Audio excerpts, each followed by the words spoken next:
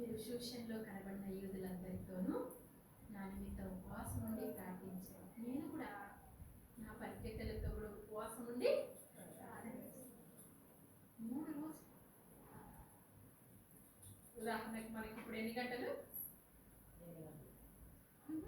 10 నుంచి స్టార్ట్ చేద్దాం. 1 2 3 4 5 గంటలు 6 గంటలు ఉంటాం మహా. 10 నుండి 3 గంటలు అంటే ఎన్ని గంటలు? 12 12 24 36 గంటలు.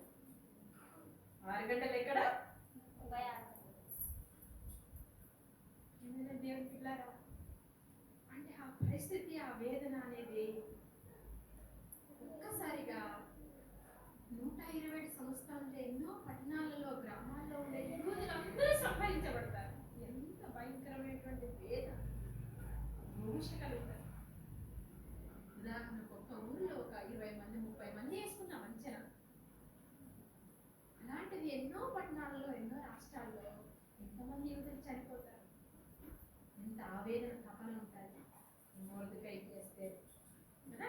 అలాగా ఆ తపన, ఆ వేదన, బాధ అనేది 36 గంటలు ఉపవాసం ఉండడానికి తనను సిద్ధపరిచి, నీ విశ్వాసము, నీ భారము, నీ బాధ్యత, నీ వేదన తీవ్రత, నీ యొక్క కష్టాలు ఏ పరిధిలో ఉన్నాయో ఆ పరిధిని బట్టి నువ్వు దేవుని సన్నిధిలో ఉపవాసంతో జీవించగలవు, అనగా ప్రార్థించగలవు, గడపగలవు. యెషయా గ్రంథం 48వ అధ్యాయంలో మీరు ఉపవాసం చేస్తూ గుద్దులాడితే, కొట్లాడితే, కలహపడితే, వ్యాపారం చేస్తే నాకు అది ఇష్టమైన ఉపవాసం కాదు. ఉపవాసం చేసేవారు దిక్కులేని వారికి, దరిద్రులకు చేయి చాపాలి. నీ రక్త సంబంధికి ముఖం తిప్పకూడదు. ఏమంటే వాళ్ళతో అమ్మా నా అక్క ఏదైనా ఉంది, నేను ఏదైనా చేయగలిగింది చేస్తా, చేయలేదు నేను చేయలేదు కదమ్మా. నా ఇంట్లో నేను కలిగేది ముఖం చాటు చేయకూడదు. నీ రక్త సంబంధికి మరణించుకున్న వారు, బాధలో కష్టంలో ఉన్న వారికి చేయాలి చేసినంత సహాయం. వస్త్రహీనుల్ని కనపడినప్పుడు వారికి వస్త్రం ఇవ్వాలి. శత్రువులను ప్రేమించాలి. ఇవన్నీ చేసినప్పుడే నాకు ఇష్టమైన ఉపవాసము అని అంటాడు. అలాగనమాట.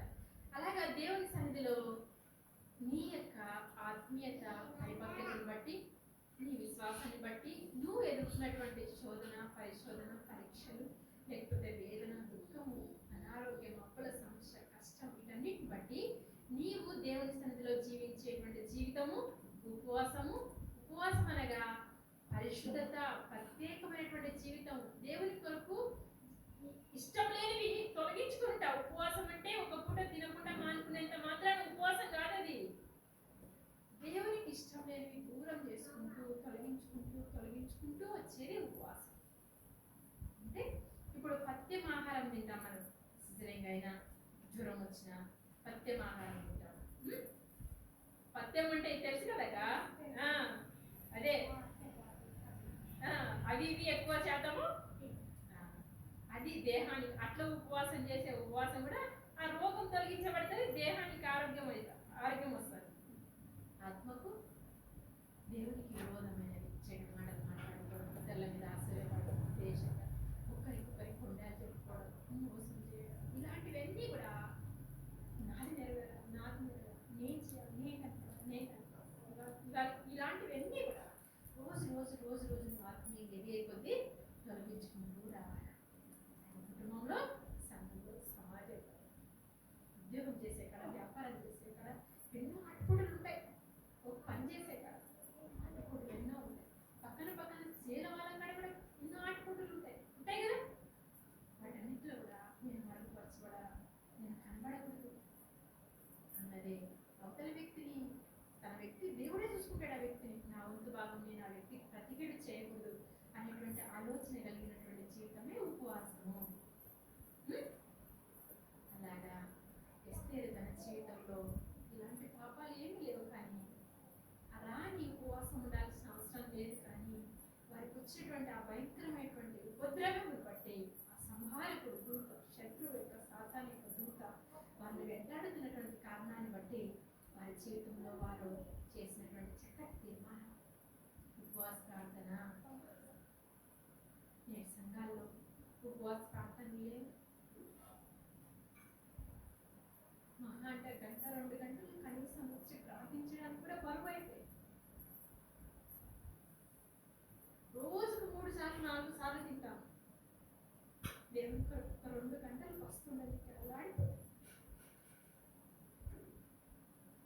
ఇది భౌతికంగా కూడా అదే షుగర్, బీపీ, థైరాయిడ్, అనారోగ్యం బట్టి నువ్వు తినొచ్చు, కానీ వచ్చి నువ్వు ప్రార్థించాలి అనేటువంటి నియమం.